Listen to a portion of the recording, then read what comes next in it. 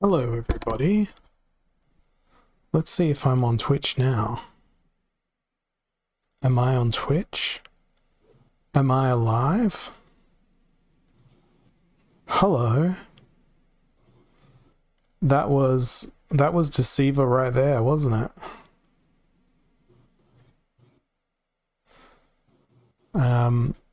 Hi.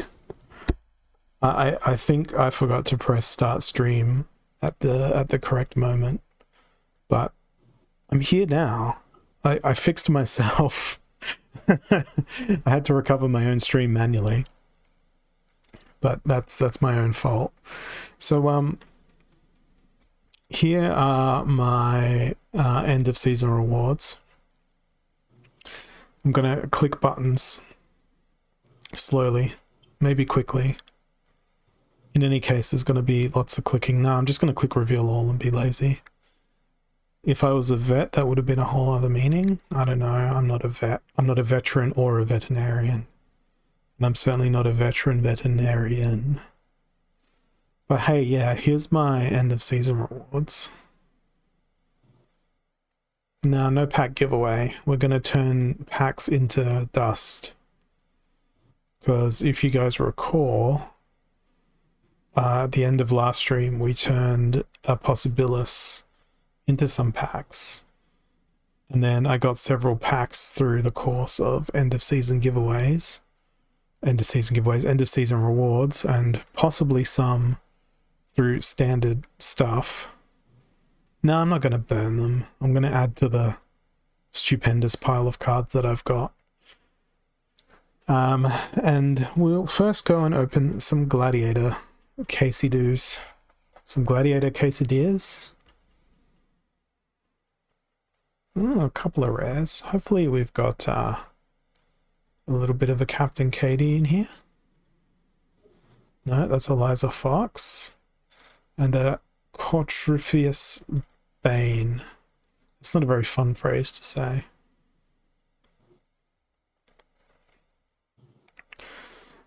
What's in this one?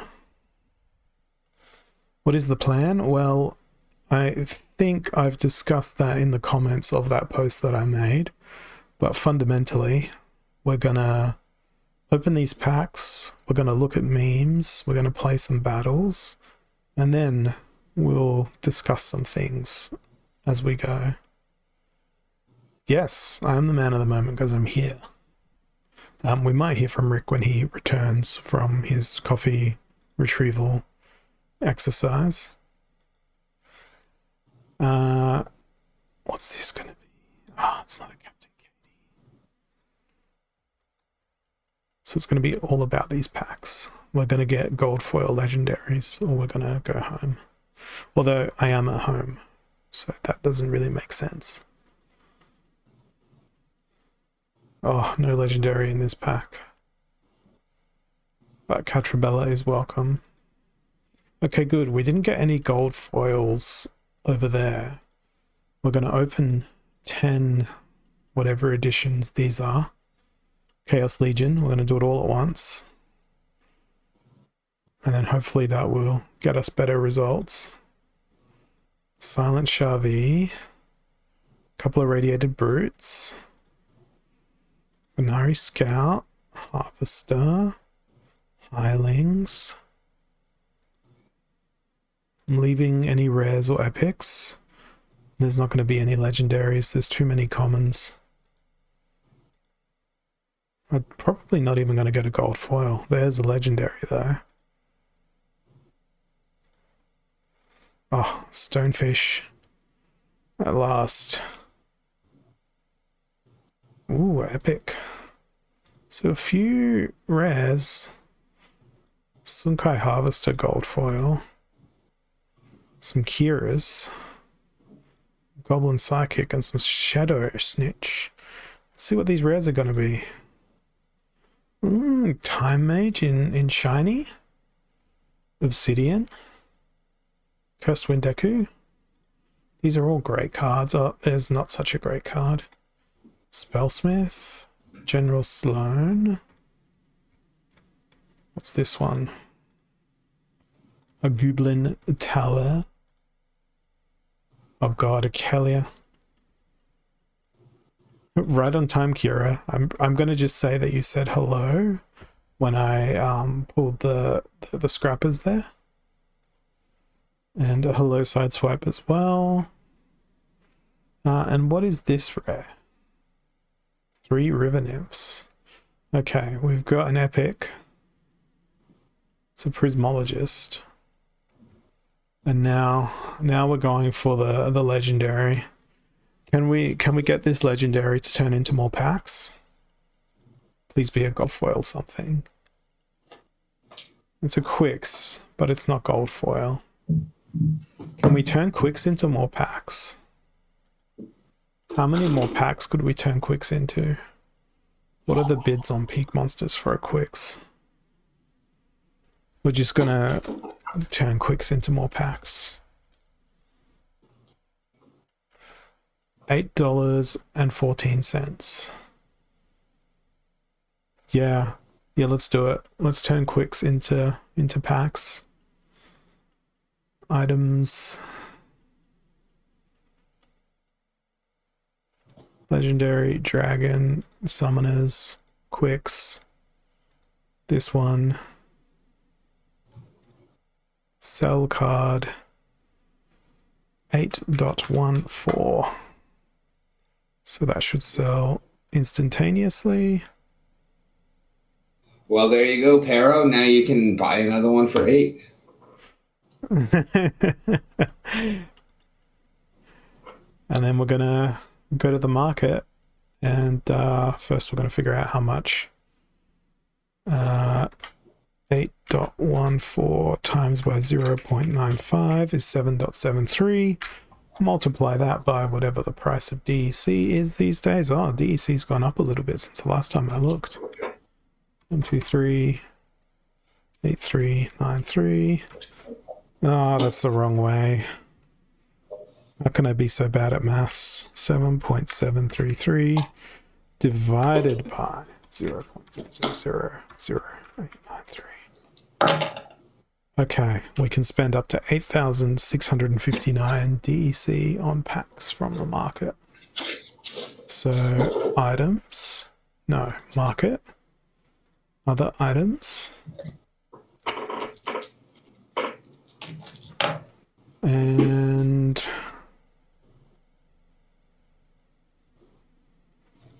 it's gonna be 5 packs. Well, 4 technically, but I'll cover the additional 15 or so DEC. Because, you know, I think What a guy. I think I can cover that. And then we're going to go open 5 more packs. This is reckless behavior. Nah, it's diminishing the supply of Chaos Legion packs. It's not reckless. It's what we're meant to do. It's wreckful. It's wreckful. It's full of wreck. We're opening 5 at once. Can we continue to let it roll? We'll just keep selling the most valuable card we get out of every opening until we can't buy a pack anymore. Oh, there's a legendary here too.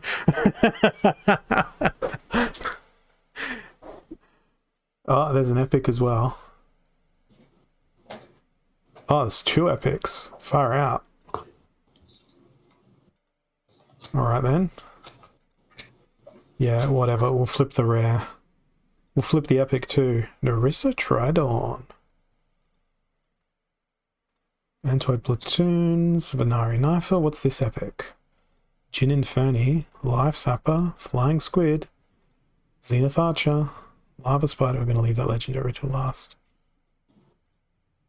Goblin Tower. Chaos Knight. Alright, what's this? What is it? It's a possibility. Guess what? It's getting solved. We're buying more packs. It started with a possibility. Will it end with a possibility? How much is a possibility going for? That wise. We're doing something that is not wise. Wow, a possibilis has a higher bid price than a Quicks. $8.50. And this is all from that possibilis from the the pack that you sent me, Walk the Grid. Market. Let's buy another 5 packs. And then we'll throw that Possibilis up.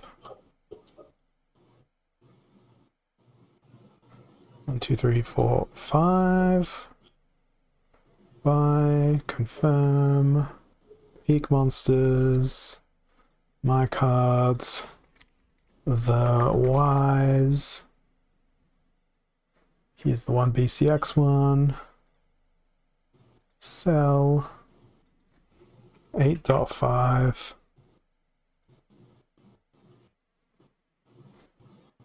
Thank goodness I sold the 1 BCX one and not my 11 BCX one for $8.50. That would have been unfortunate. Okay. Let's go and open these. Do you reckon we'll get another legendary?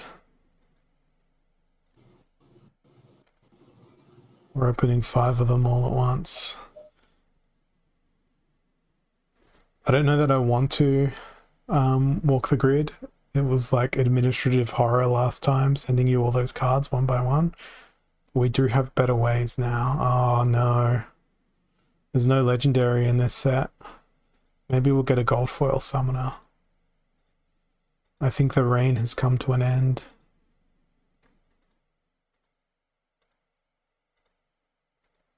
But hey, we just took 20 packs off the market in one fell swoop. Whale games. Check my Explorer to go see who bought the Possibilis. My Explorer.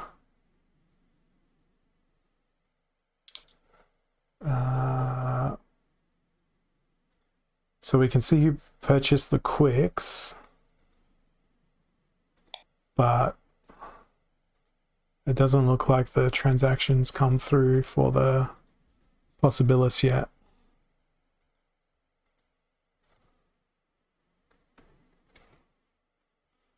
Yeah, it hasn't processed yet on the Explorer, but it has processed because I have the DEC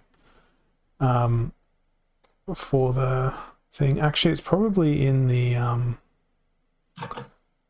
activity history up here.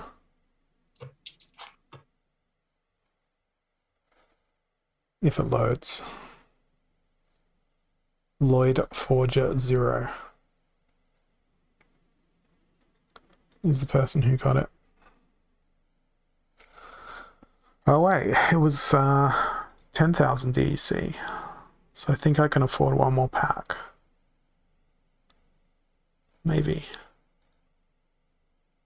Let's be reckless. One more pack. One more pack.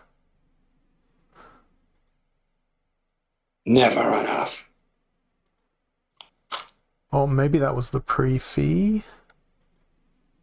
You know, for someone who's selling everything, you're doing a whole lot of not selling. I know. One more pack.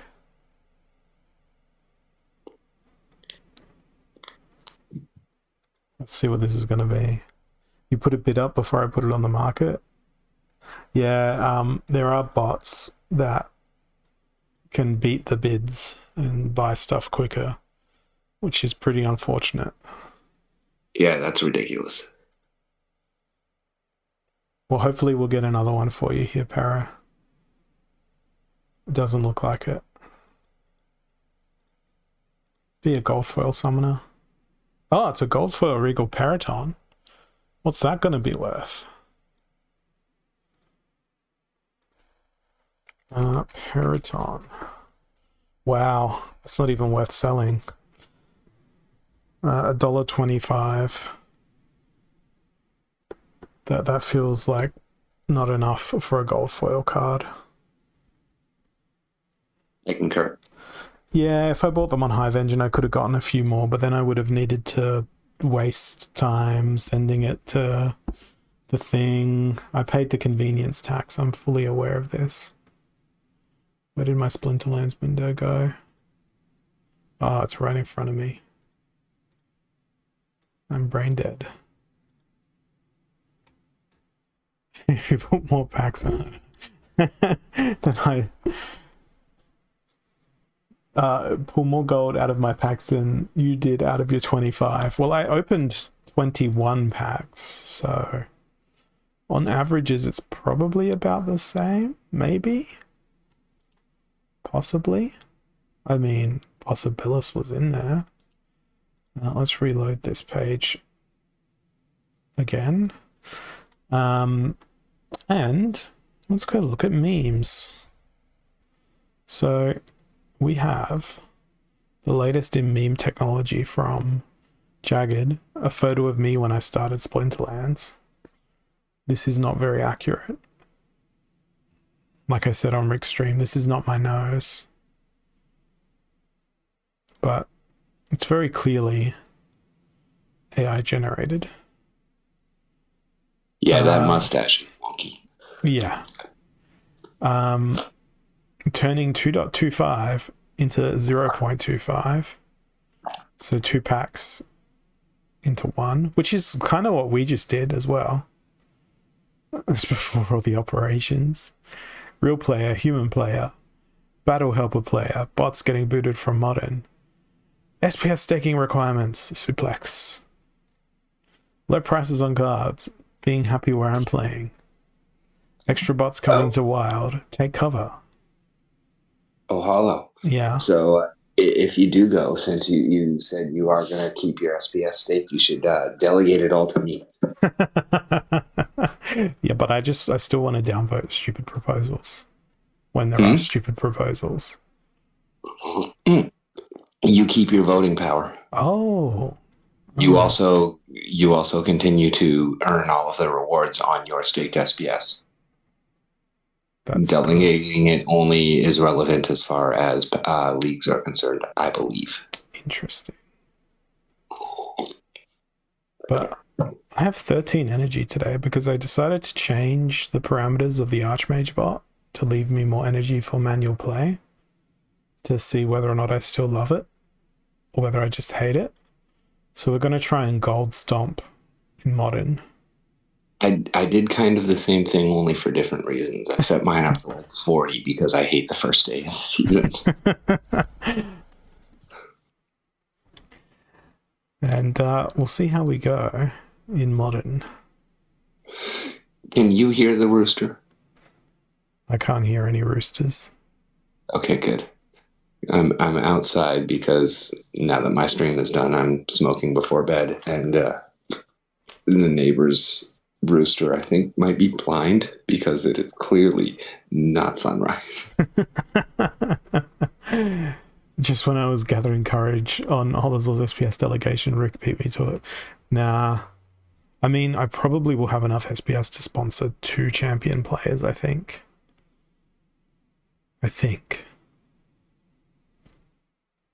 Stampede, Odd Ones Out, and a Holy Protection. Fun fact. I now have a max level Dragon Reward Soulbound Summoner. Oh, nice. I'm playing this in gold, so it's a bit of a redundant point to make. 16 mana is also not enough. Just got Lob up to level 5. Lob's the one that I lacked in levels. Because I got 22 copies of them in my seasonal. That was huge. What am I gonna play here? Odd One's Out. So I probably want to play an odd numbered summoner. Because maths. Let's go Bortus. Bortus the Tortoise. Tortoise. Still don't know what I want to play, and there's 50 seconds left. Everything is stampeding. I guess I should play a trample of some sort. Warchang? Disintegrator's too big. Too big, too strong. I know. Tide Biter. With that reachy reach. And let's use that Cruel Cephropod, because I don't get it. I don't think that they're a bad card. I really hope I can get some Retaliates in here on my rear line.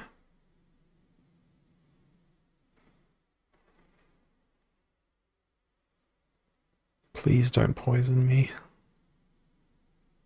And I get poisoned. And not enough Retaliates. Not nearly enough Retaliates. Only death. Okay, that made me grow sad. What am I doing here? This thing. Because I forgot all about it.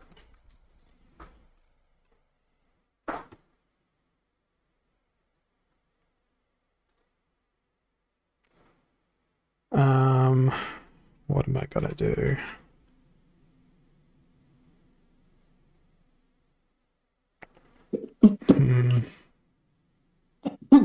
I know. This is directed directly at Jagged. There's the keyword. No Snickers.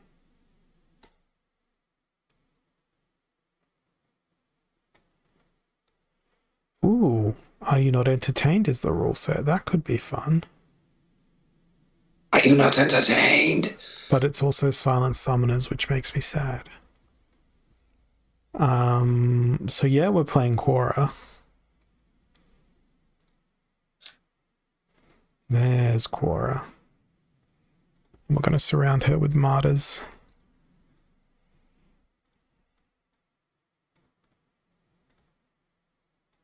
Hope that they bring Sneak.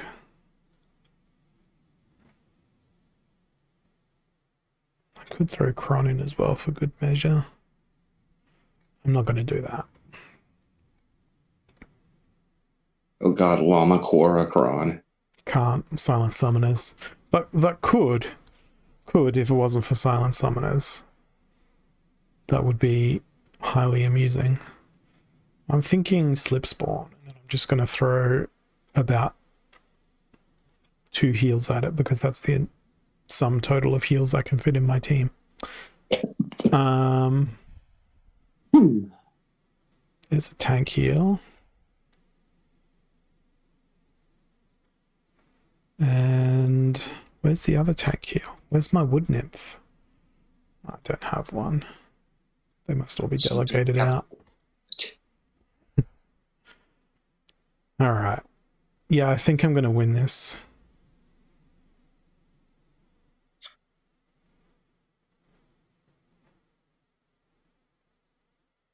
Unless I get afflicted.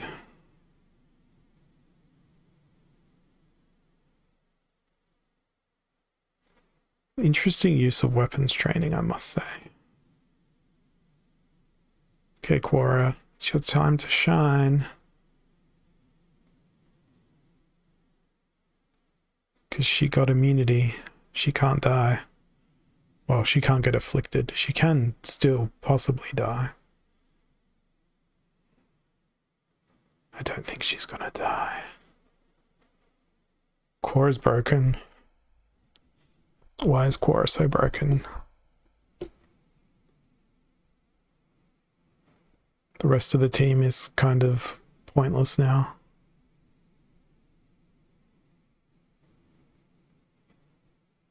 How mad would you be encountering a Quora in a moment like this?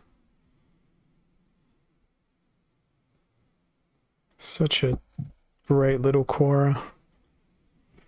The best Quora. So are we going to get any new memes here? Or is it just those contributions from a couple of days ago? I will look at that again in an hour's time. Or thereabouts. And after this battle, I'll be drawing, I think, 2 giveaway winners. Snicker memes. Your favorite rule set, Rick? Aimless. And Enrage. But my daily focus is win matches with Poison, Affliction, or Weaken.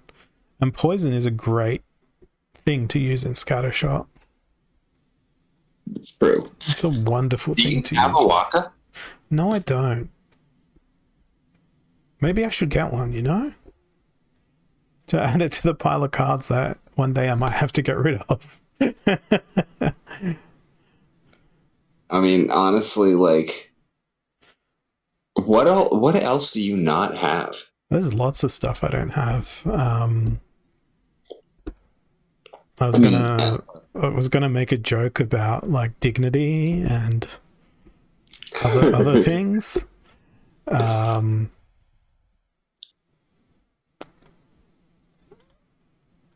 You know what? If you can't say anything nice, you should say nothing at all. In the context of Splinterlands, I also don't have an opponent. A common occurrence. Yeah. I also don't have a pony.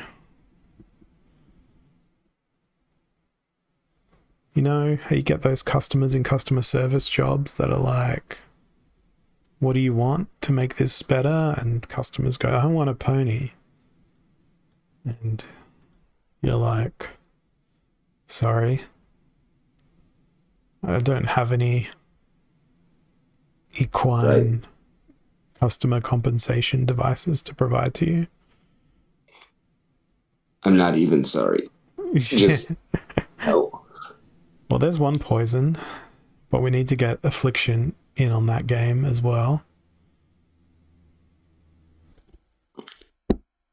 Oh, my phone's reminding me that I have a Splinterlands stream to do. That's a bit late. Guys, I've got a Splinterlands stream to do. I gotta go. Do my Splinterlands stream. Oh no. So we got the poison in the right spots there. I think Dr. Blight might pull through here. Oh no, that trample was not nice.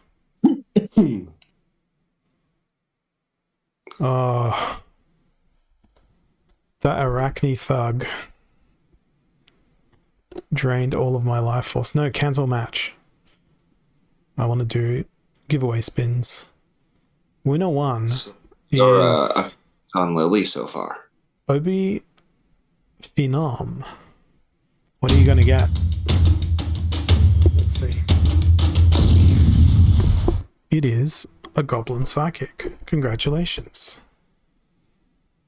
And then the second winner for that particular keyword is a regular viewer, Camino Chiles. And what are they going to get? I'm trying to move my microphone away so it doesn't pick up my headphone sound. And it didn't work very well. Immortalis. That is great news.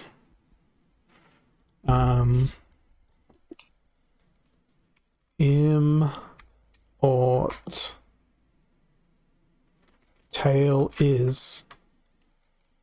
So the next keyword is tail is, because we can read. And now we'll go back into battle.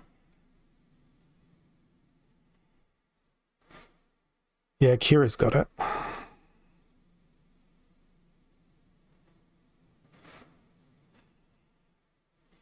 That was a pretty quick battle. Right. Super Sneak evens. This has Dragon available. So Helios Matriarch.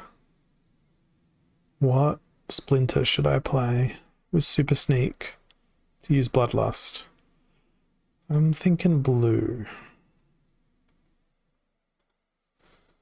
Because don't they have sneaky? No. No? If you Super Sneak, go Quora. Green's not available. Oh. All I heard was dragons available. Helios Quora sounds great. Maybe dragon plus death. No, life? You know what? I don't play nearly enough Fire Splinter. Reach, Repair, and Bloodlust sounds very interesting. For Super Sneak. Mm. Yeah. You can go Helios Fire and go with Crash Wanderford, and then you can play Grum in the middle. Put Crash on the back to Thorns their sneakers. Unfortunately, it's Watchakajigga. Odd one's out. No, the opposite of odd one's out. Even one's in. I'm gonna put Cornelius in the back. Then we need just Protect. Yeah, let's put in the Salty Bear. That's a bad idea because that's 3 monsters and I've only got 1 mana left.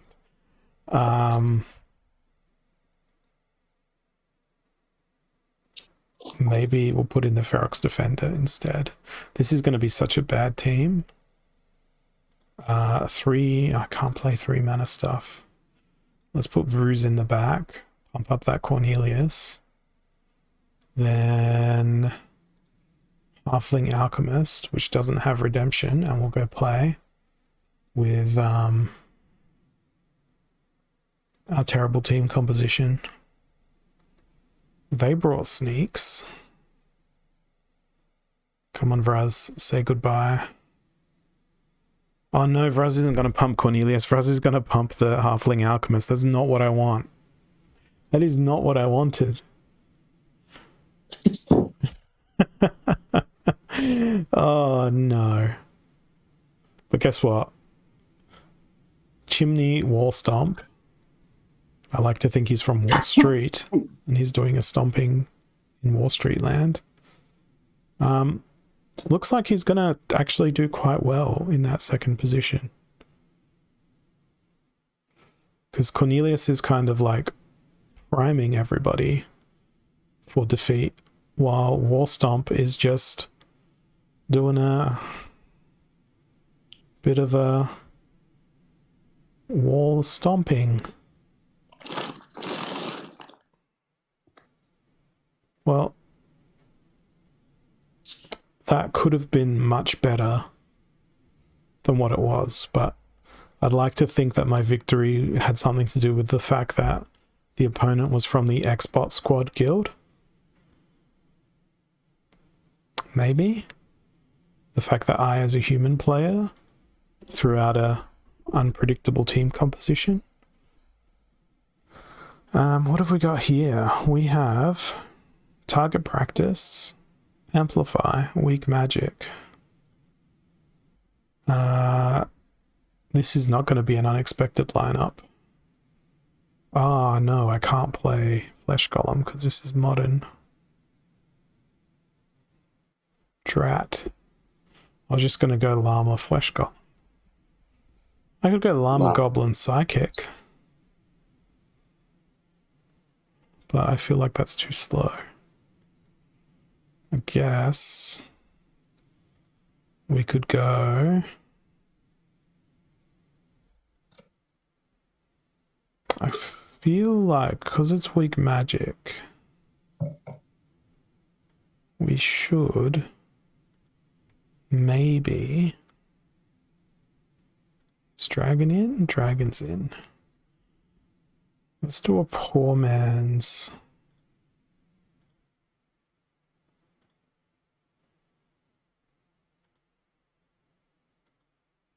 Oh, that doesn't fit. It's 1 mana too many. It's going to go Deceiver and Void Dragon. I still can go Deceiver and Void Dragon. But I have to play Sungazer. That's what it's going to be. Emotional damage. Oh, I do like what Cardo Card did there. Added 0 card 0. I'm assuming that's Cardo Card. And after this battle, we will draw an additional winner, and then we'll figure out a new keyword.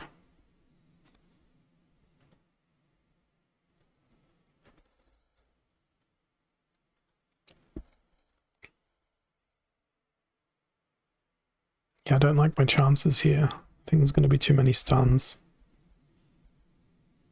By stuns, I mean...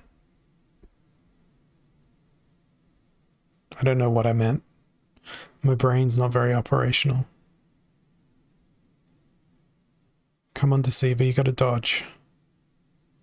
You have one job. You literally have one job. Bordel, the Deceiver's faulty again. Okay. Who's gonna win with the Immort tail is... It's Maui the Scanner. What are you gonna get? Let's find out.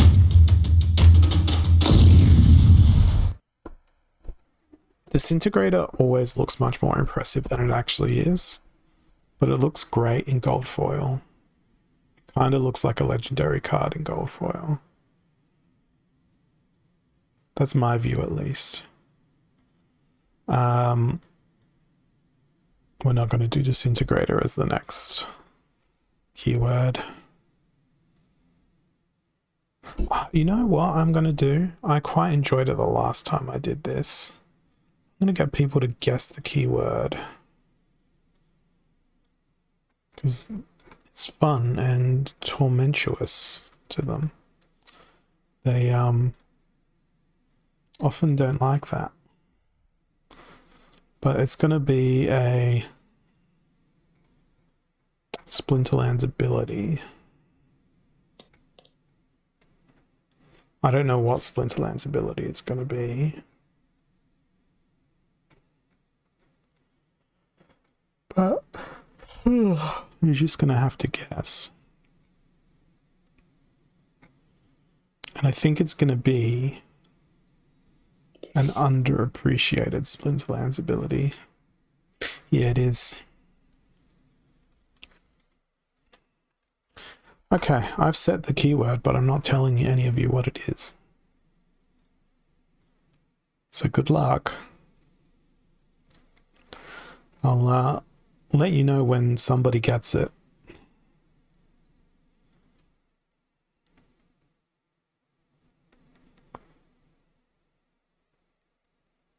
So far, we have guesses of Cripple, Backfire, Reflect, Demoralize, Oppress, Redemption, Affliction, Backfire. I said underappreciated abilities.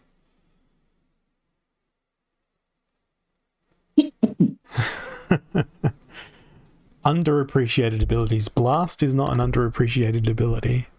Redemption, to me at least, is not an underappreciated ability. Amplify is not. Knockout is an underappreciated ability, Vordell, but that's not the thingy-madoo. We have a rule set now that is evens, Earthquake, ones out. This might be one for Quora. I don't think Knockout is so underappreciated. I think it's really good, but it's really difficult to use right. Yeah, because you've got to factor it has in... a rule set, but because we don't have the reciprocal rule set for stun, it makes Knockout a whole lot less good than stun, in my opinion. Yeah. Plus the fact that, stun is amazing without Knockout, but Knockout is worthless without stun. Like, it might as well not even be there. That's a unique way of looking at it. And Knockout is only really useful when it is creatures of a certain speed having the stun.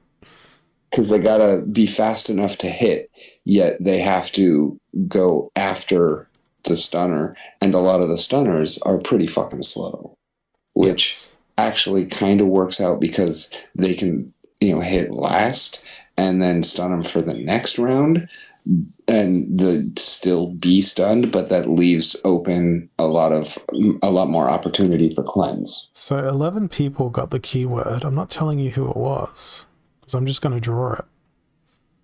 Pero was one of the people who got the keyword. I didn't, because I don't have access to a type right now. And I'm not even going to tell you what the keyword is. You're just going to have to scroll up and figure out what it was. Ha ha ha. Unless Pero decides to tell you what the keyword is. But they may not know, because they may have typed 40 different abilities for all I know. But there's a Conqueror Jace K in memory of someone who used to say Jace K. And I think that's 4 giveaways now. So we're gonna calm down on the giveaways now. But we're gonna keep the mystery ability as the keyword, and you guys will just have to figure it out.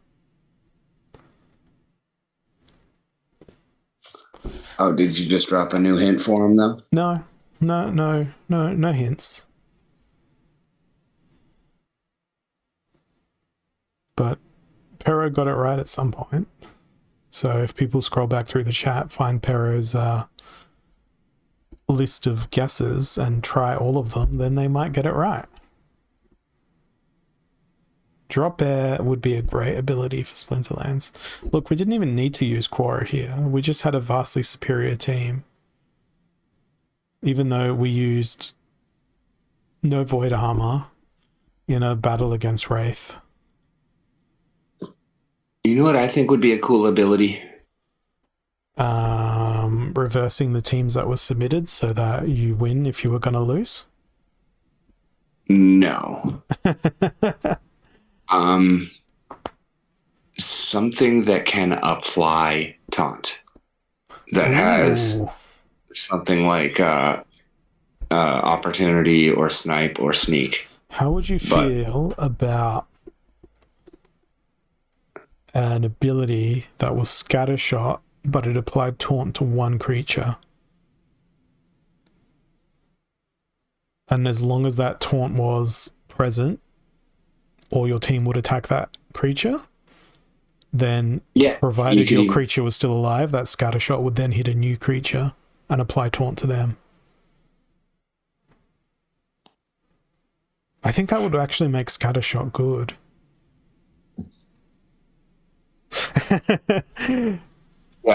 Yeah, I think it would. That would be a great ability, because then you're like, nah, this is the maybe targeting, you could call the ability, or mark. Yeah, mark would work. What's other things that you can do in hex? If you wanted to make it magical, you're going to hex that creature so that it is attacked until it is no longer alive. Would it be cleansable? Would it be cleansable, that taunt? Or would you then also throw in a... React on the first monster. Would you throw in a triage style cleanse to balance out that ability?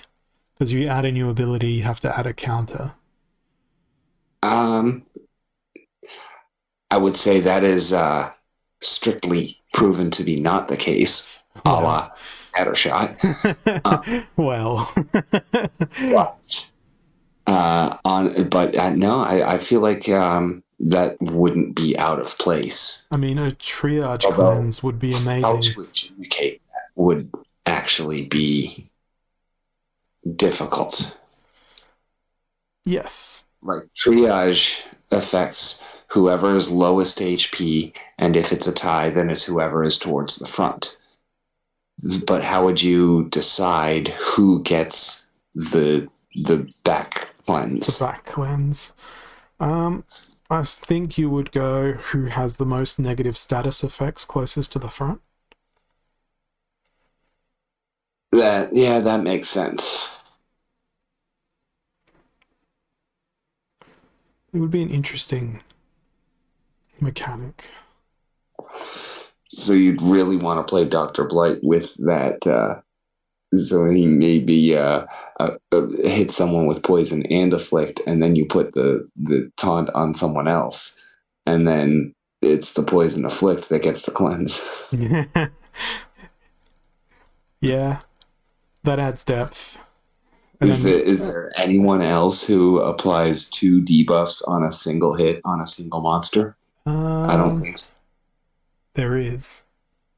Although Oh I don't yeah? imagine playing. No, you can't cleanse cripple anymore. Never mind.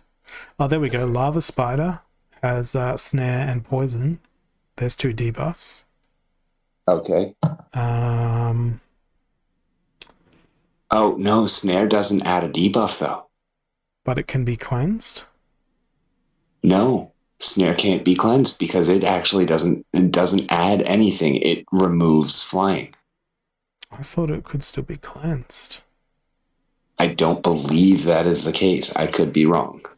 Your knowledge of the game is certainly greater than mine in general. I would disagree. I would disagree with that statement. At least of late and of recent times.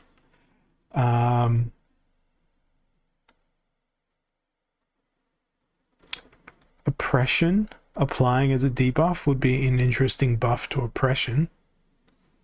Does double damage when attacking an enemy that has no attacks. I want to see a monster come out with no attack and double strike. For weapons trainers. Yes. Yeah. And it would have to be a dragon. Oh, it could just be a neutral. It would have to be dragon or neutral, certainly. But I think neutral would be too powerful. I think the card would have to be trash if it was neutral. Or you could put it in, wait for it, Life Splinter and call it the Pacifist. I feel like that's a little bit too Magic the Gathering though. Yeah, where you have to have like you'd a new player would rip open a pack and be like, what is this? It's a card that's got 0/0, but it's got, and it's not a wall, but I would love that. But I would love as no a race attack. fan, I would love that. Yeah. I'm so happy to have my maxed out gold foil wraith. It has no attack, but it has double strike, and new players would be so confused, but players that actually know how to work the mechanics would be like, yeah, this guy. I've been playing this game on my Steam Deck called Monster Train, and it has some amazing concepts for abilities and monsters, but it's a PvE game. One of them is each time you heal a particular creature, it gains thorns.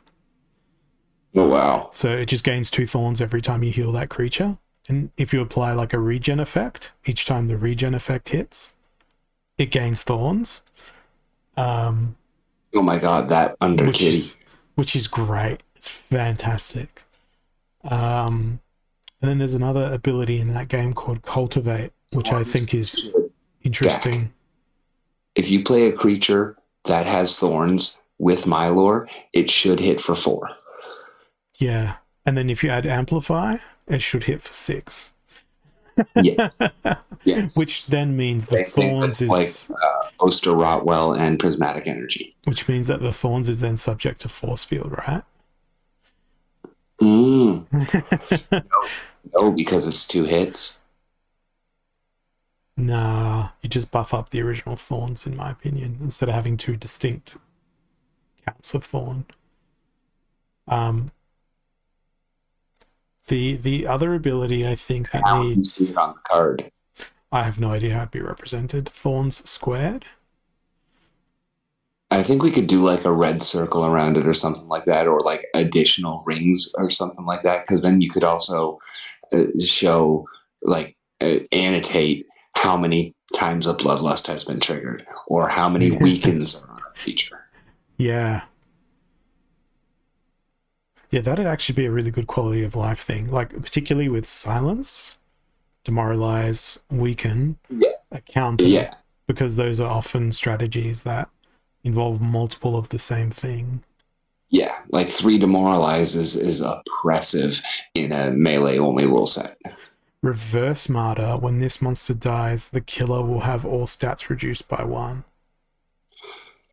Oh, I like that. Reverse bloodlust. Yeah, that'd be interesting.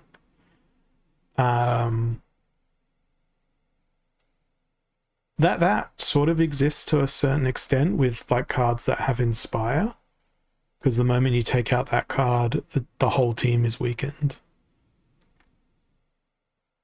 I Kind of. really wish there was a magical and ranged inspire.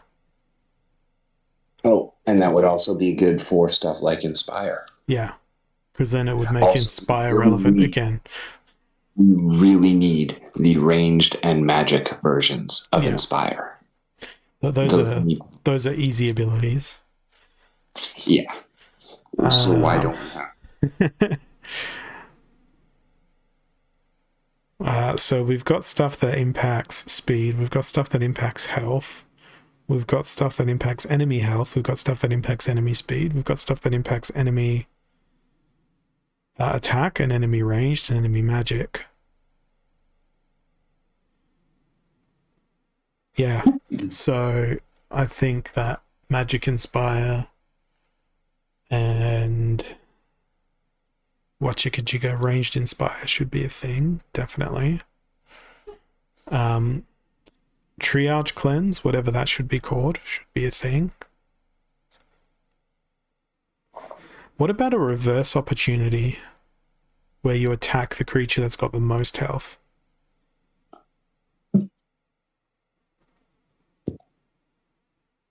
I mean, most of the time, those creatures tend to have taunt anyway. But maybe you want to take out the enemy unit that's got the most health first. Magic Inspire should be called Mystify. Yeah, that's a good name. A reverse opportunity, that could be a thing. Or if we're talking about items and spells, item that modifies the opportunity ability to make it attack the creature with the most health instead of the least health. So instead of having the items and spells directly impact an ability, they invert an ability. And you could actually have that work for all of the target abilities. Opportunity goes to the most health. Snipe goes to the same targeting scenario, but working from the back instead of the front. And sneak goes to the front no matter what. Yeah. And swiftness becomes slow? No. Swiftness, because it helps your team. Yeah. Already have slow. And scattershot just becomes you don't have scattershot.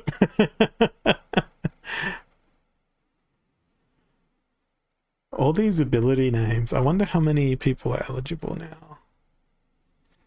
Should go and check. There's still only 18 eligible users. How is there only 18 of you?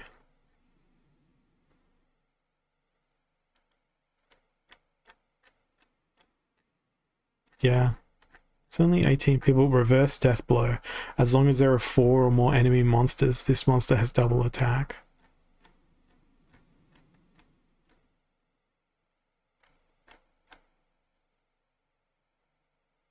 You know what would be really killer though? Is that 0 attack monster with double strike? Not only double strike, but it's a legendary dragon that costs 1 mana. It has double strike, inspire, magic inspire, and ranged inspire. And opportunity. I think opportunity puts it over the top.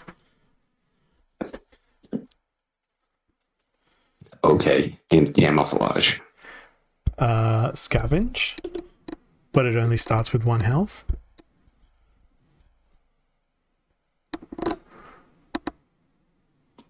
No, it needs to start with 3 health so it doesn't die in one hit to any reflections.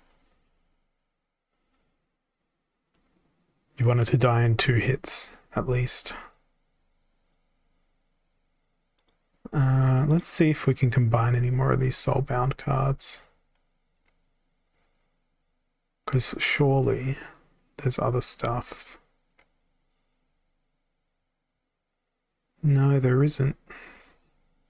There's nothing else I can combine.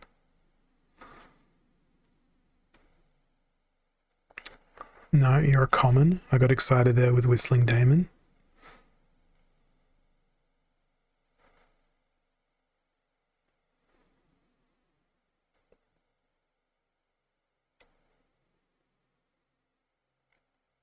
Yeah, nothing that I can combine. Ultimate Scavenge will receive +1 on all stats when a monster dies. Ooh. I feel like that could be a little bit broken. It's like a better version of Bloodlust. Because in Rebirth, or an enemy team that's got resurrections, that would be ludicrously broken. There could also be an ability called like Gravekeeper or something that stops any resurrections. That could be interesting. What on earth am I meant to do with Back to Basics and 25 mana? Other than cry. Magic. Oster. Magical Jotun? Magical Jotun. Magical Jotun. Because I want to lose. I always loved Oster for Back to Basics. Yeah, it's probably the better choice. And then just play all ranged. Mana cost. Wrong way. This way. This guy. This guy.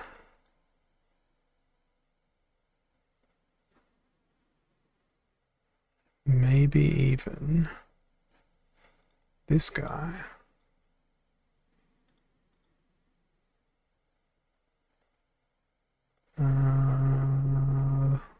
This guy.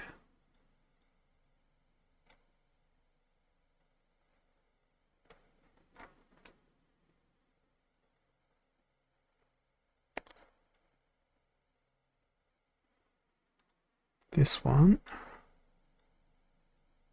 Then we're going to have 5 mana for a tank. Ever Hungry Skull is not a tank. Pellicle Deceiver is, though.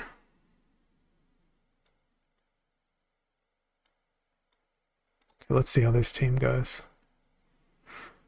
There's 27 people who've guessed the keyword now.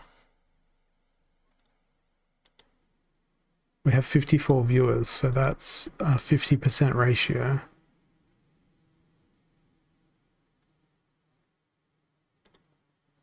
Okay, well, I'm glad I brought some range stuff. Did they also go Oster? No. They only brought 1 magic attack creature, though. They brought several melee creatures. I believe 3 of them. That's stupid. They were also vastly underleveled, but all gold foil.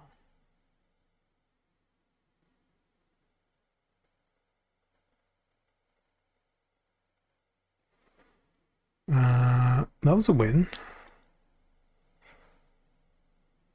We still got 6 energy. So many energies.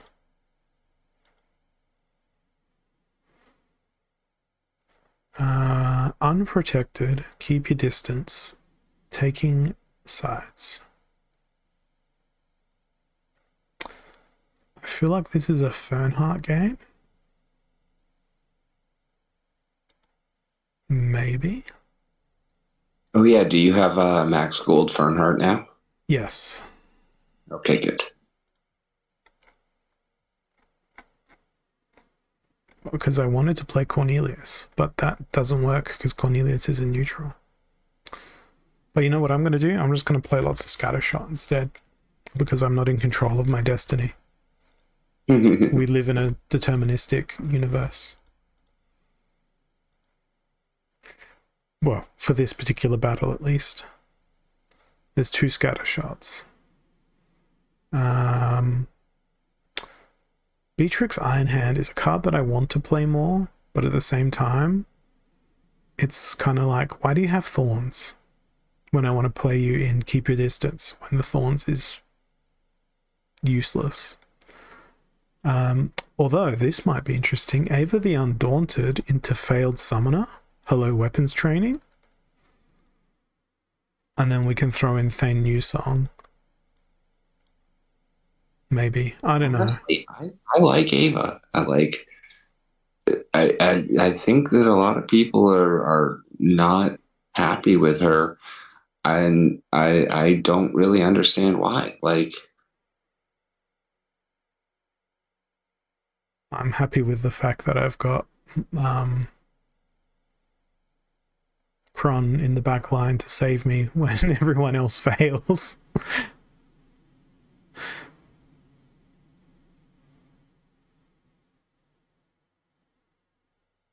But Ava's gone now. And Thane's not going to do a great job. It's going to be Kron saving the day, I think.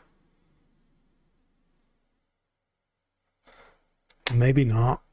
That double strike is going to be pretty annoying. It's a lot of damage. Wow. Such a loss.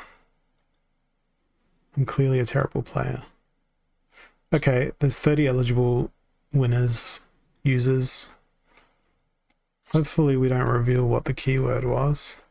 I'm going to scroll past it real quick. Oh well, we're just going to have a different keyword. Who's this? Halls.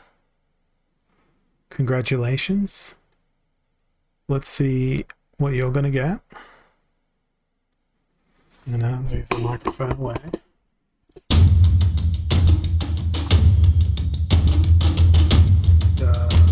This is giveaway number 5. It was a mycelic morphoid. And we're going to pick the last winner now as well. Wampus Gaming. Congratulations. Many congrats. What are you going to get? We don't know. We're about to find out.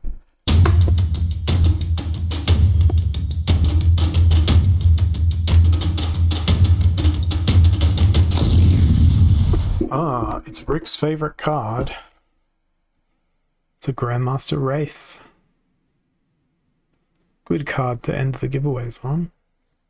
that was actually my first giveaway on my stream as well. Nice. And how's this for crazy? Do you remember the very first card that I bought of Chaos Legion? It was Grandmaster Wraith. No. It was Grandmaster Rathi. No. It was Grandmaster Rat-He. No. He was not available. It was... No, I've got no idea. I spent $85 on a gold foil obsidian the day that Chaos dropped. Ouch. No, actually, like, I am still perfectly happy with that purchase. I knew fully well that it was, going to depreciate in value, but it was the most important card in the set for my deck. Yeah, and in the lower leagues as well, in the absence of Ouster. Yeah. And so it was like, and she was the first one that I built up to level 5 in my full gold level 5 chaos set. And I gave one away today, and I gave one away on Saturday. Interesting. Gold foil obsidians, like, just crazy. I really wish that I could play Obsidian all the time. with the magical creatures. Because that blue summoner, that Auric with the +1 magic, it's just absolutely disgusting. So good. And I was amazed on Saturday. I pulled up Xbot analysis and I looked at the decks played, and both the favorite summoner and the most played summoner, or at the sorry, the most played and the best wins were neither Wraith nor Ulrich. And I was like, "What are you doing, Xbot? This is crazy. How is Would it not be how Kitty? Or get those two slots?" would it not be Kitty? Well, no, I mean for my personal deck. Oh, gotcha. It was actually Liana Natura, a card that I have literally never played by hand. Okay, I can remove it from your deck then. I told you to. Like months ago, I was like, yeah, I never play Liana Natura. You can take her back and put her on the rental market. Like, it won't affect me at all. But yeah, like he was actually the most played summoner. I was like, what is going on here? But hey, can't argue with the results. So maybe she's better than I gave her credit for. Where is she? Because I do have her. Yeah, here she is. Just +1 health. I think it's because it synergizes well with Wood Nymph. It does, which also synergizes well with Goblin Psychic. Yes. And Spirit of the Forest. Yeah. But I always run Wood Nymph and Goblin Psychic with Obsidian for the same reason. I got really excited there about Spirit of the Forest, but I read the wrong column. I'm like, what? A max level Spirit of the Forest for $55? Bargain. Not realizing that was per BCX. Yeah, no, that's that's a big difference there, sir. There's a large difference because I don't actually have my Spirit of the Forest maxed out. I'm aware of this. I don't think it makes much of a difference. It's just 1 health. Oh, okay. Yeah, no. Stats. No, it's 1 attack. I apologize. Ooh. Well, that is a significant difference. Well, it's 33% more attack. But that's not worth hundreds and hundreds of dollars. Yeah. On a single card. What? I currently don't own any cards. Cool.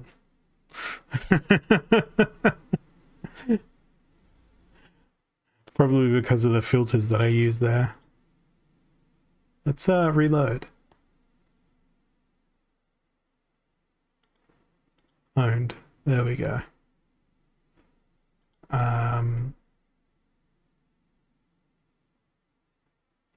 It is quite the collection. Is there... Like, probably Crustacean King's really annoying just at level 6. Because that extra armor and the extra health is probably useful.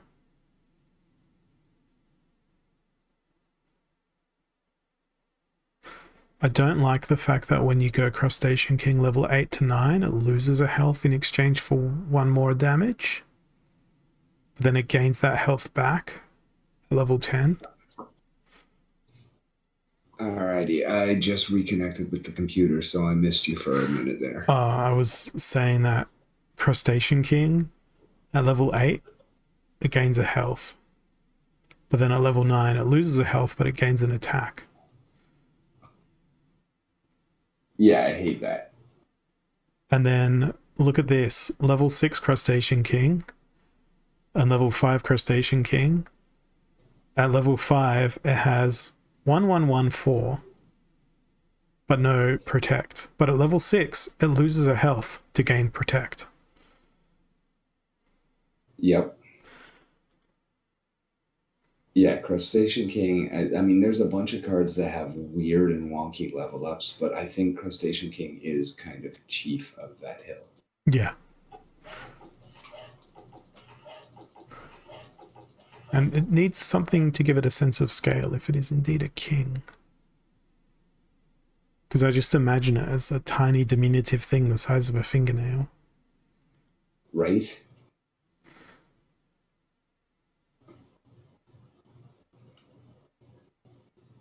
Interesting lore. They became too smart for their own good. There's a lot of old school cards that are like that. This is one of my favorite old school cards, the good old Naga Warrior.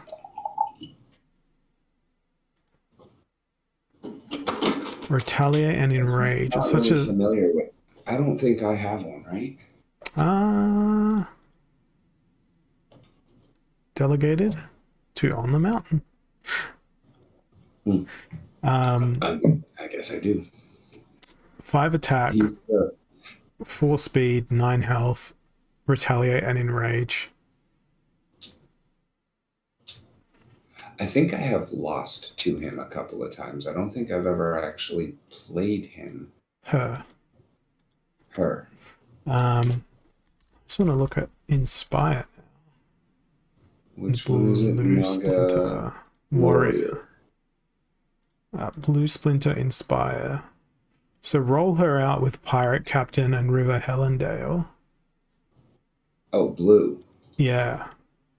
And she has 7 health. 7 attack. And Enrage. And Retaliate. Naga Warrior. Epic Blue Splinter. Okay, yeah, no. That's actually an awesome card. And then throw Deep Lurker at her as well for more speed. But then her Retaliate will probably never hit, because she'd probably never get hit. Except by magic. Yeah, that is a weakness. I just want to see Honestly, there's just so much awesome melee in blue though oh yeah, that you were I asking never earlier, what don't I own? And the answer is a lot. No Goblin Shaman, no Kobold Miner, no Fire Beetle, no Molten Ogre, no Etten Spearmen, no Sharlock Minotaurs. I do have a Blood Maker, but it's in gold foil. No Serpentine Soldier, no Pit Ogre, no Fire Demon, no Talia Firestorm, no Imp Bowman, which is probably one that I really should have gotten, because that's a ludicrously powerful card. No, honestly out of all of them that you mentioned, I think the red ones are the ones that I like recognize and know most. yeah, Serpentine Soldier is a beast. I do own a copy of him in Alpha. And Cobalt Miner. Oh man, I remember like I think it was the first deal that I arranged on cards when I don't know if you even know this channel, Splinterlands Guides on YouTube. yeah,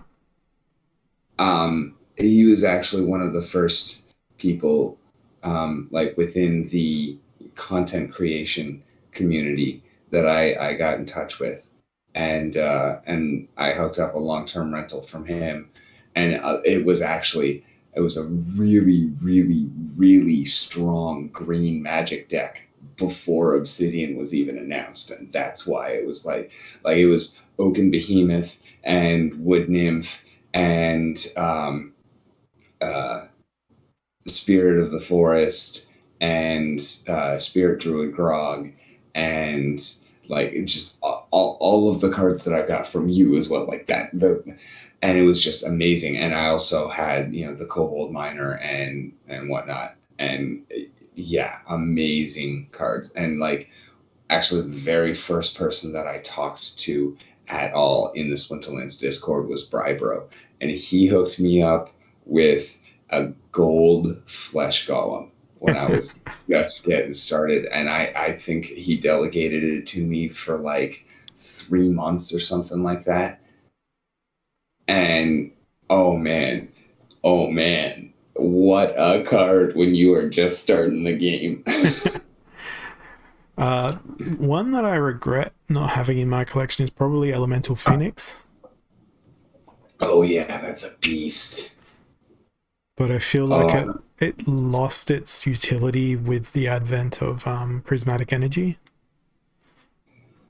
one of the things that I honestly find myself really missing is like I have prismatic energy, but I keep losing to a better prismatic energy. Yeah. Like mine is just pretty baseline and goes back to neutral. Um, I think I'm level 2 or maybe 3 on Prismo, and I keep losing to the ones that have void. Yeah, I'm level 2 plus 1 BCX. Um, Actually, wait, so how much would it cost me to get void? You need 21. I have 3, so I need 18 more. That's a lot. Axe Master is a big one that I'm missing. Oh yeah, me too.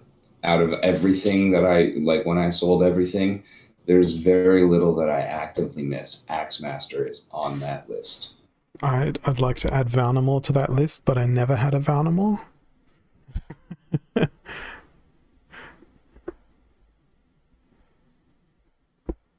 uh,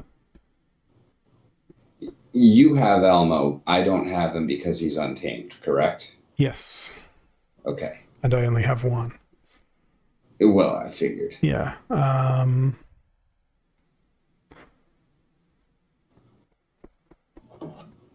I thought I had javelin throwers. Guess I'm wrong. Never mind. And when you were saying you don't have Sharlock Minotaurs or Oh yeah, they Ogre, were trash cards anyway. no, but I mean, do you mean you don't have them at all or you don't have them Don't maxed? have them at all. Okay, well, I will definitely give you a BCX of both of those because I No, happen to have you. no. It'll be more stuff that I'll have to sell later. But um, honestly, I have something that you don't, and that makes me want to give it to you. Just to say, I actually added something relevant to Holozor's collection. Silver Shield Knight, I used to absolutely love and adore that card. Um, can you sort by wild cards? Yeah, you just have to select everything. Or Alpha Beta Untamed, I guess. Yeah, just select Alpha Beta, and those would be the exclusive to wild I cards. think that Peak Monsters actually does have that Yeah, as a filter. Peak Monsters does have a filter for that.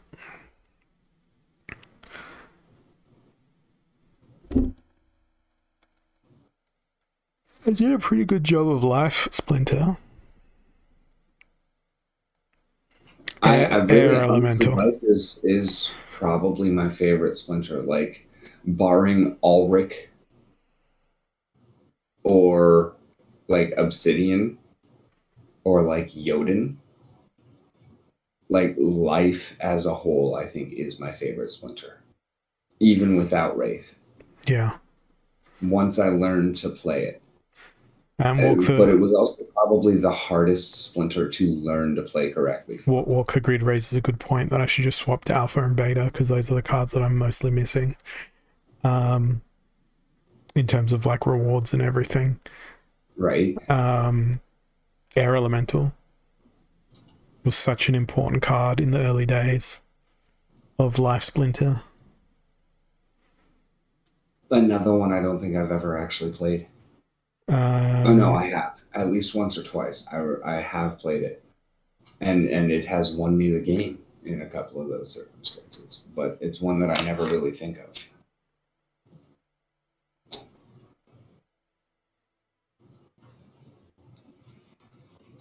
Lord of Darkness was a card that I felt like that about for a long time. I was so hoping to win that LOD. When Kevin won it, he had just opened. You heard about those packs, right? No.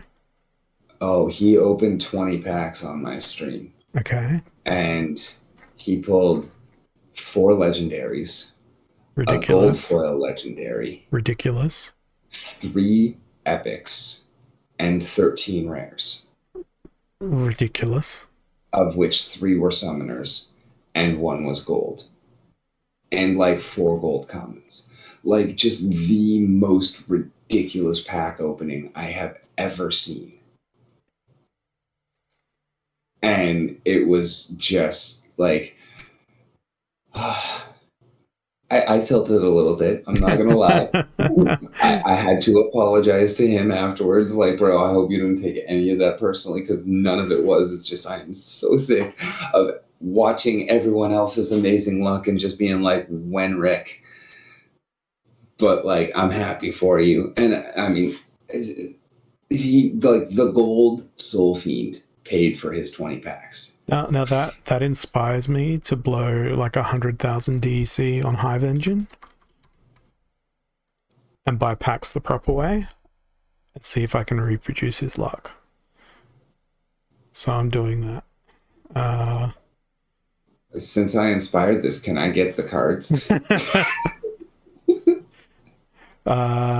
Sure, if you want to get like 50 commons.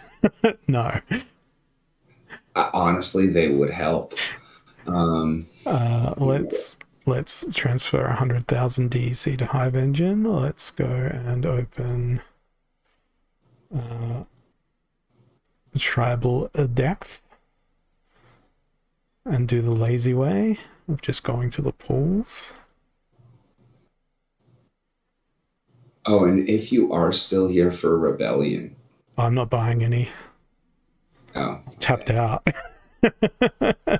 Well, I figured you'll have enough in-game stuff that you can just go hog wild on it without spending anything.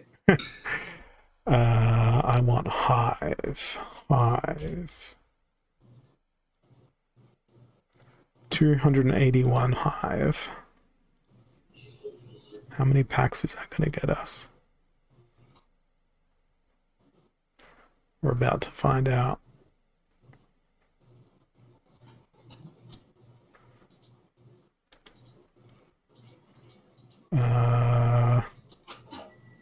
Chaos packs.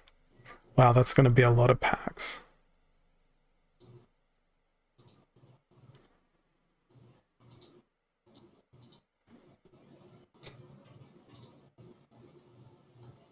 $87 Hive gets me 19 packs.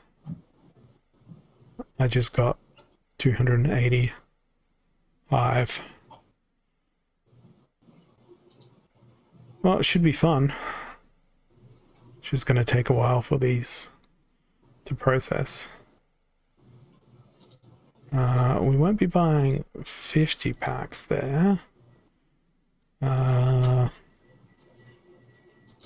It's 31, 41, 41. That makes it 60. And it gives me a little bit of Hive. The Shamrocks for luck.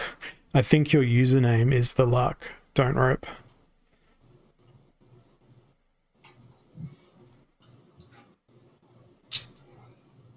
And then we will go back into game. We'll go to open.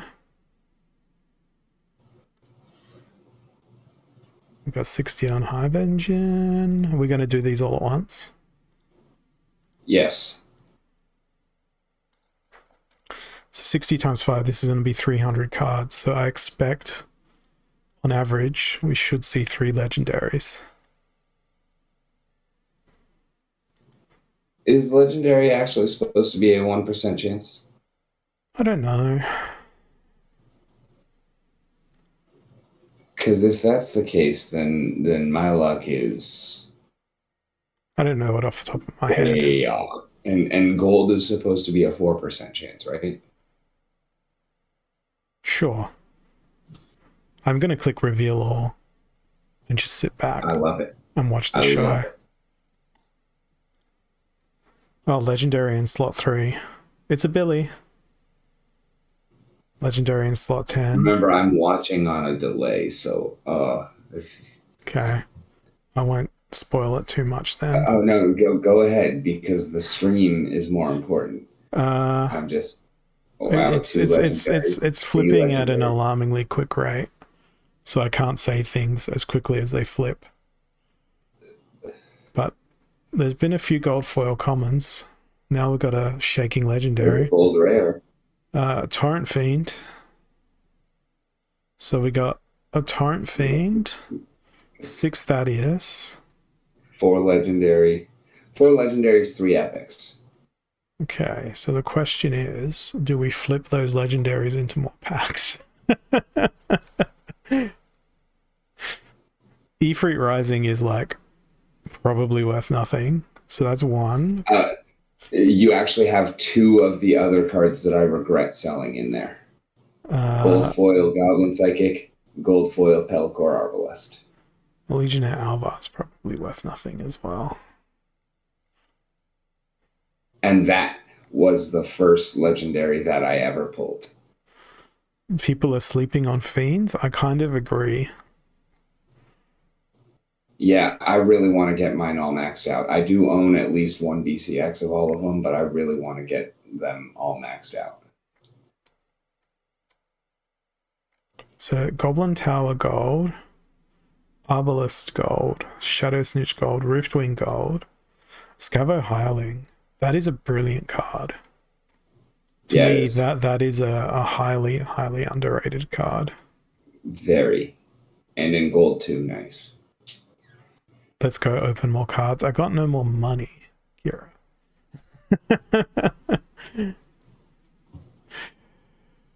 um,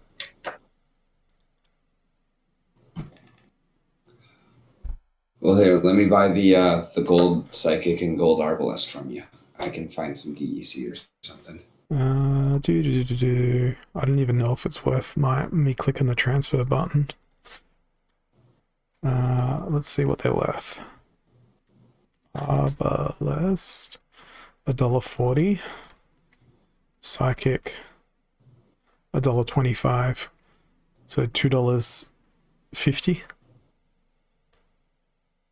worth of DEC. That's like 2 packs. I'm not going to open 2 more packs. Actually, you know what? I can just trade you the 2 packs for them.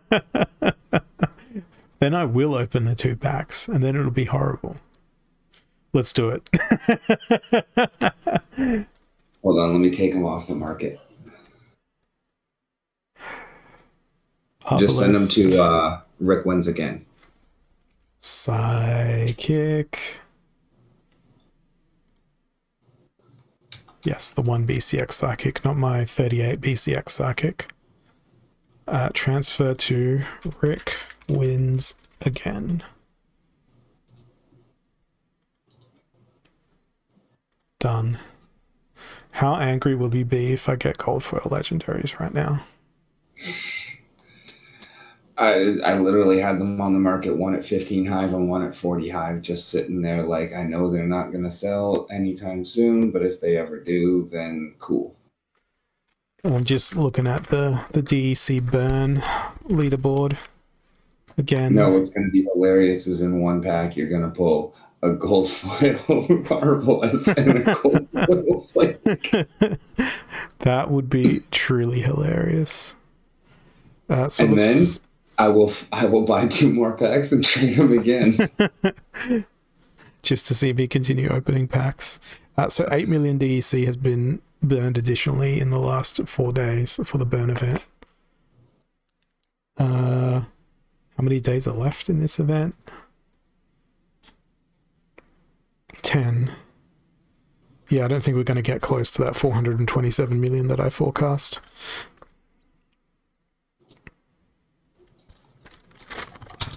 Yes, I have papers on my desk because I like to write notes in physical writing. I want to see someone burn a gold foil Lux. Good luck with that, Scarenge. I'll tell you what, I will burn it when you send it to me.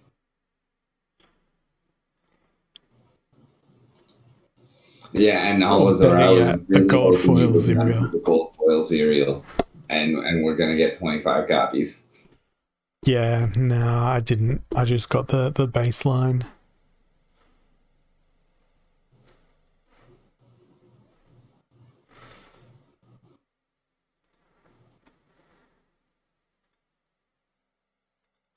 Now I want to go to my Explorer and see 60 packs opened, $49 list value. So that was not a success. But hey, we removed packs from circulation. And therefore, I'd say it was a success. This is just a reminder, people. Don't open packs. Don't build do your deck. Buy the cards. Don't do what Holozor does. Although I will say, there are reasons to open packs. Number one, it's fun. It's entertainment. So it is entertaining. It's great content. So, Jen, like I'm about to do now, opening 2 more packs. And honestly, I think the way that you did Rift Watchers was the best reason to open packs ever. Yeah. Because it combined both of those with the fact that, okay, well, I'm just going to whale in on the packs. I'm going to open enough to max everything. Yep. And I still needed to get stuff off the market to do it. I've never seen a tactic like that, and I absolutely loved it. And even though I did that, and I took account of how many airdrops there would be, I would still need to buy even more to get all the airdrops, which I fundamentally disagree with. Because I was like, there's going to be this many airdrops, therefore this is how many packs it should be to max everything. But that was not in fact the case. The best. Yeah, I never even thought about it from that point of view, but that makes a lot of sense. The best we've got is an epic. Really, it had to be 2 lava spiders. What's the rare? It's a goblin tower, and the epic was a forgotten one. So that's even worth. So yeah, if we go to the airdrops for Rift Watchers, gems.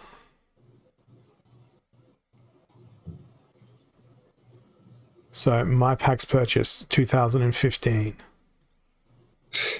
Airdrops. 2015 packs. Ancient Redwood, 225. Okay, so not guaranteed max. Cane Haze, 200. Not guaranteed max. Not guaranteed max. Not guaranteed max. Not guaranteed max. You need to purchase 3,300 packs, which is not guaranteed max on the last one. Yeah. But not guaranteed max on the first one. And that would be enough packs to get enough commons, rares, epics, and legendaries mathematically to max out everything in the set. But no, you need to purchase 1.5 times the amount via airdrops.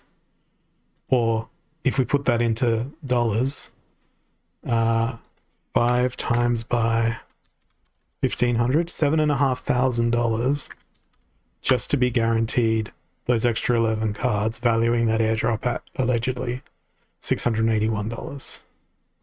Wow. Mathematically speaking, right? I'm so glad that we're breaking down the numbers like this, because this is something that I need to, take into consideration, because I do like the airdrop model. Kind of, it has some appeal to it. But yeah, it definitely has some some consequences as well. Yeah, so 2015 divided by 250, I'll get 8 guaranteed of the next one. 275, whoops.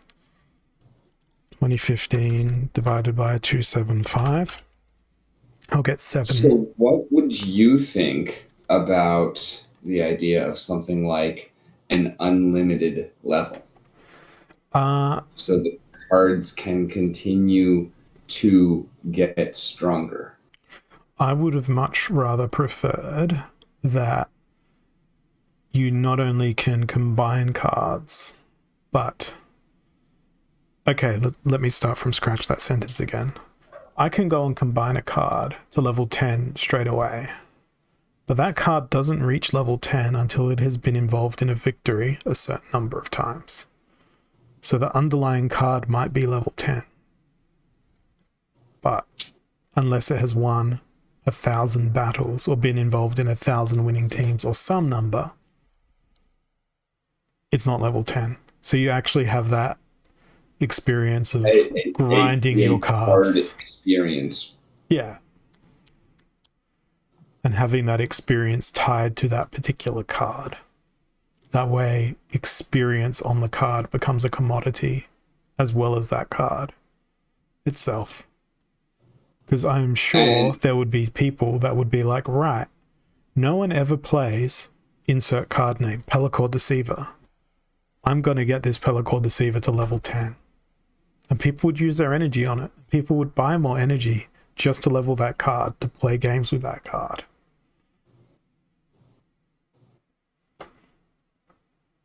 And then they'd trade that card and be like, look at this. And you could even have stats on cards to have a win-loss ratio for each individual card. That'd be cool. Not only going... I like that a lot. This General Sloan has a win rate of 1-0. This Iziar has 1-0. And then this Fernheart is 0-1. This Kron is 0-1. Because it would be fun. It would add uniqueness to something that is already unique. And you'd want to sort of strive to be the guy that has the undefeated whatever.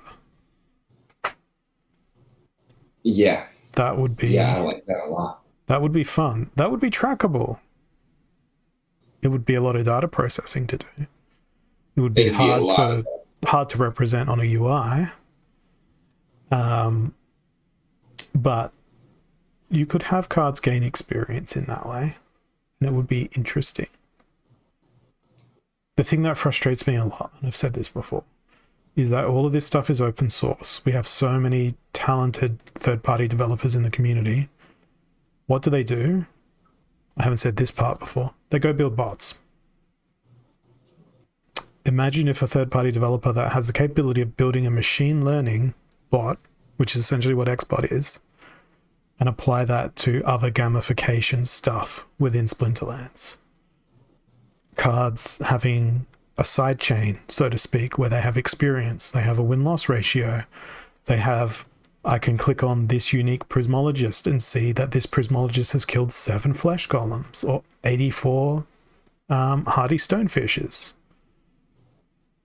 And then you've got gamification on each and every card. You've got achievements, not only on your account level, but achievements for every card.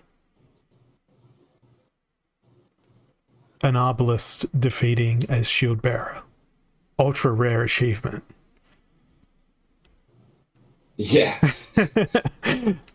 You know, stuff like that. And an Arbalist killing a Phantom of the Abyss. The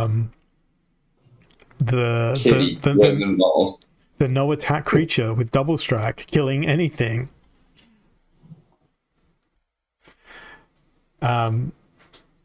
So yeah, we've got people that are out there, but they don't use their imagination.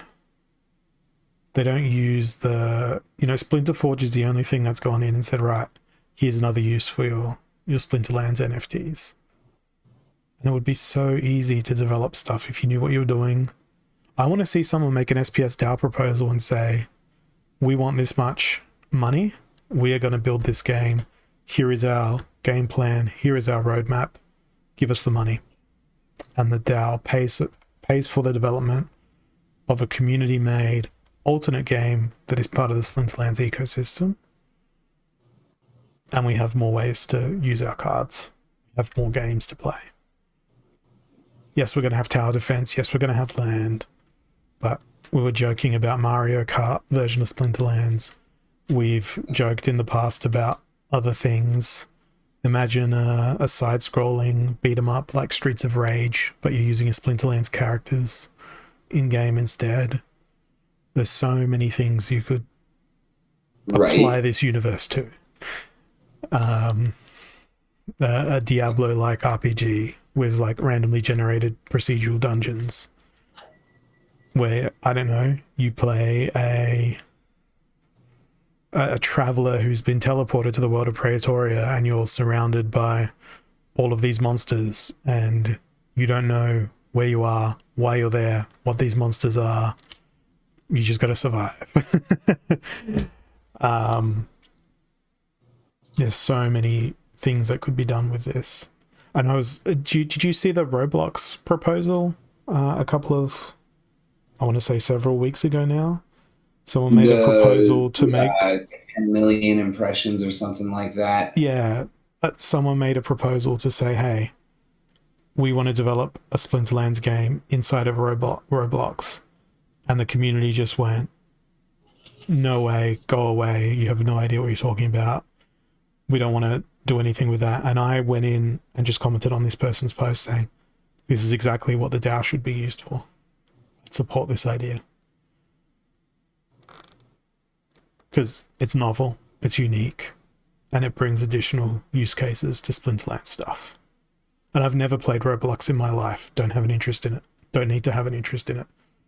But to recognize that opportunity and to give it a go, instead of, in my opinion, saying, yeah, here, 30 million SPS for an exchange listing, sure. I said no to that one, by the way. 30 million SPS to a developer. Make me a Splinterlands game. I'd say people would be insane not to support that. So, what I am going to do is use this last 15 minutes of the stream to address the post that I made earlier in the week, which was just called Departure, ?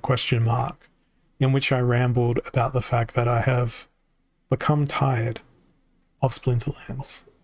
I have grown weak. My hands, let's put it this way, they have grown weak with time. They have not been diamond hands. They have not been stone hands. They have been brittle bone disease hands. And I say lots and lots of words here, so I highly recommend you go read it because it's how I think, it's how I feel. But the reality is I'm not going to let go of my collection for nothing. If I let go of my collection, it's for the right offer. And the time that I've spent on Splinterlands stuff, yes, I've gotten joy. Yes, I've gotten awesome stuff. But I think I say somewhere in here, what if I was doing other stuff for all of this time? What else could I have achieved as a human being? So it's a lot of me just talking about things, but the reality is I can't wait to put my creatures on land and see what they're gonna dig up, what totems they're gonna find. But I have spent so much time on this game, and as I said in my reply to Dave McCoy, if I control F this, wrong window, Dave,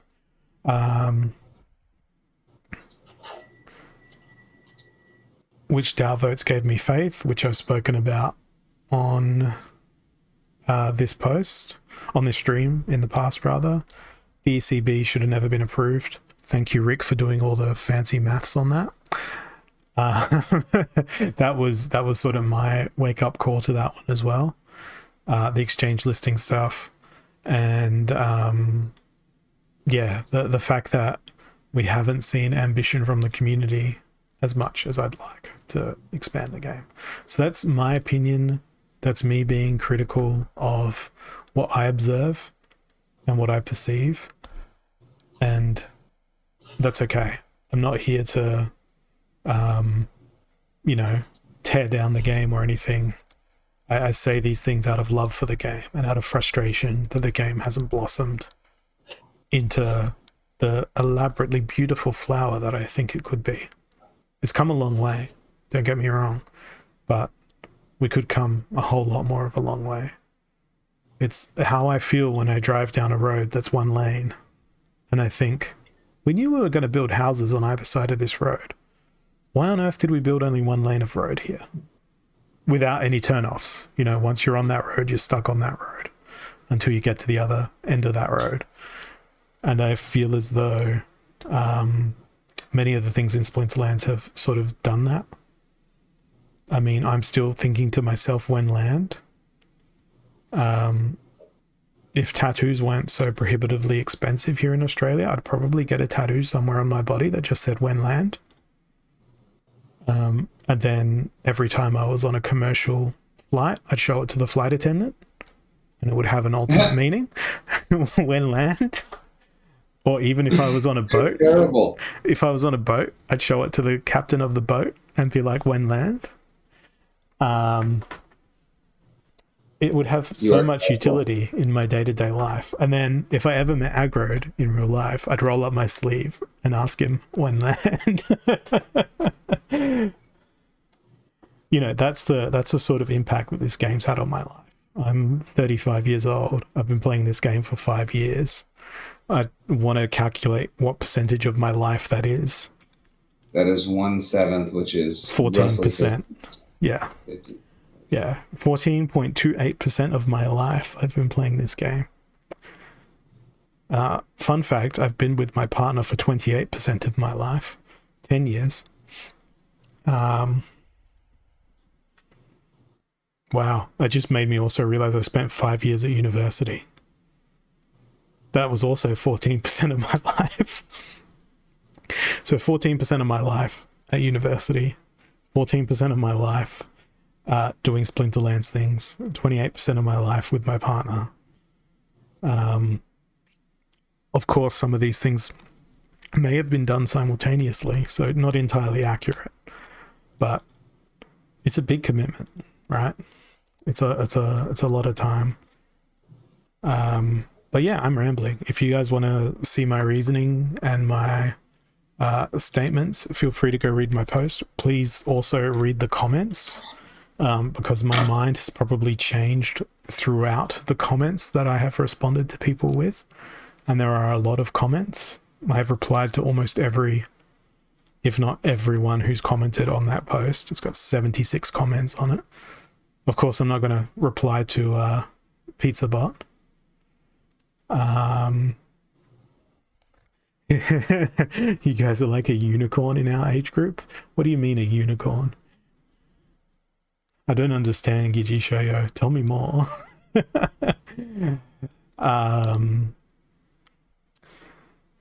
But yeah, everyone who's made a long post, I have done a long reply. In fact, I think I've probably written more words in reply to this post than I wrote in the post.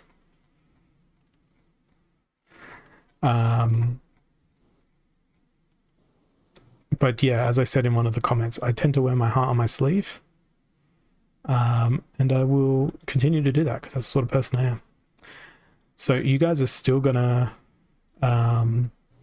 see me here on Splinterlands TV unless someone knocks on my proverbial door and says, hey, I offer this for your collection. And this being an undisclosed sum would be like, yes, but no one has done that. Oh, gotcha, Gigi. Gotcha. Yeah, we got married at like year 8 of our relationship. So we'd been living together, bought a house together at like year 4 or year 5 of our relationship, I think. Yeah, but I've got a couple of friends who are still with their high school sweethearts, and they're also in their mid-30s. So I don't know, maybe it's just the sort of people that I attract, the sort of people that I'm friends with. Could be wrong. But yeah, I don't know. I've said a lot of words, and they are my words. But yeah, I will still be around here, annoying you guys with terrible jokes.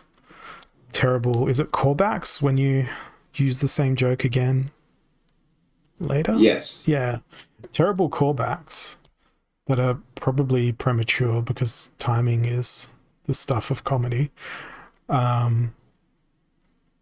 But you, sir, are a liar. Why?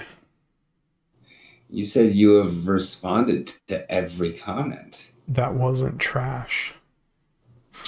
Unless there's been new comments posted since I made that statement. Well, you have upvoted my comment, but you have not responded to it. I thought I did. No, I did. Thanks, mate. I think it's going to be business as usual, as I don't think anyone is going to make an offer on my collection. But if an opportunity comes about... That would be above all of the stupid tips. My bad. What I normally do is I go to replies here on Peaked. Then I look to see if there's replies here. So there is one that was made 2 hours ago, which was at the start of my stream, but they're talking about my photography stuff. I saw that in the conversation. And for those wondering what kind of pictures Holazor takes, the answer is awesome. Yeah. Holazor takes awesome pictures. On Saturday, I went to a friend's house. Actually, this is self-promotion time for Holazor now. For a while now, I've been playing Dungeon Siege 2 every Tuesday night with my friend Crystal. She's an illustrator and a graphic designer, and she's currently looking for work. She started some contract-based work today, but she also wanted a professional portrait to be done. So I went to her house on Saturday, took my photography gear with me, and there will be a post in a couple of days' time because I schedule my posts ahead of time. So you guys are about to get a sneak peek of what's coming in my post history. And this is the picture I took of my friend Crystal with a dragon hand puppet that she made. Awesome. At her house. And we're going for a little bit of a quirky portrait because she's a quirky person. I'm a quirky person. And this will be a fun topic. I'd love to have you write a post about this as well, Rick, because I think it's a macabre subject. But what 6 songs do you want played at your funeral? Don't answer now. But I've got that coming up in a couple of days, which my friend Crystal asked me the question randomly over text. And I'm like, yeah, good question. I'm going to go figure that out. And I had to, of course, feature one of my all-time favorite paintings, The Death of Socrates, as the cover image. But yeah, that's words and that's stuff about me. And in terms of what sort of photography that I do, I have to scroll a little bit here. I recently redid my website, and this is an example of the sort of photography that I do. I'm just going to put the very first song that popped into my head regarding that 6 songs at my funeral. Yeah. They're going to be in the chat. So long and thanks for all the fish. Well, one of my Crystal's sister actually answered that question as well. And she suggested such bangers as Ding Dong, the Witch is Dead. Wake me up before you go. And there was another one. I can't recall what it was now, but it was like the sort of stuff that would just make you laugh and not cry. if you were at this person's funeral. That's exactly why. Like, and so long and thanks for all the fish would be the last one. Yeah. From a humorous point of view as well, you could almost do the Monty Python always look on the bright side of death. Always look on the bright side of death. Skirane's the show must go on. Life is life. What does the fox say? What does the fox say? Okay, dark joke time. If I was the victim of a shark attack, I'd have Baby Shark as a funeral song. Jay Believer would compose my own funeral song containing all my achievements, regrets, and wishes for my family. But no, yeah, I've got a very, very dark sense of humor. An incredibly dark sense of humor. I mean, I wrote my university thesis on how death is depicted in art. So it's a topic that I am not afraid to discuss. In fact, it's a topic that I encourage discussion of. Yes, it's one that it's necessary to have discussion. Yeah. But yeah, that's a little bit of self-promotion about me, Holazor, the man outside of Splinterlands. So you don't have time for a proper answer. So what happens when we die? We decay, and the atoms that make up our body are reused by other things in the environment being the universe, because matter cannot be destroyed, only converted to other forms of matter and other forms of energy. I take a very astrophysics and quantum mechanics approach to what happens when we die. I agree. I am atheist for the most part, but if I feel like I'm in a combative mood, I'll tell someone I'm agnostic, because it's just fun that way and funny. But we have 10 seconds left, so thank you for coming along to my stream. Appreciate your company. I'll be back again on Thursday. Yes, Thursday. So ciao for now. See you next time. Cheers.